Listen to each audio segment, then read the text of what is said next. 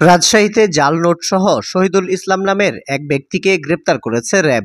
বুধবার ২০ আগস্ট র্যাবের পাঠানো এক প্রেস বিজ্ঞপ্তিতে এ তথ্য নিশ্চিত করা হয়েছে। মঙ্গলবার সন্ধ্যায় নগরীর গাশিয়াডাঙ্গা থানার কাঁঠালবাড়িয়া এলাকা থেকে তাকে গ্রেপ্তার করে র্যাব-৫-এর একটি দল। র্যাব জানায়, গ্রেপ্তার শহীদুল ইসলাম রাজশাহীর জাল নোট চক্রের মূল হোতা। তার বাড়ি চাঁপাইনবাবগঞ্জের নাচল উপজেলার হাটবাকৈল গ্রামে। তার কাছ থেকে ৫,০০০ টাকার জাল নোট, ৯,০০০ টাকা নগদ, একটি মোটরসাইকেল, একটি মোবাইল ফোন ও একটি সিম কার্ড জব্দ করা হয়েছে। র্যাবের দাবি, গ্রেপ্তার শহীদুল দীর্ঘদিন ধরে একটি আন্তর্জাতিক চোরাচালান সিন্ডিকেটের মাধ্যমে জাল টাকা প্রস্তুত ও বিপণন করে আসছিলেন।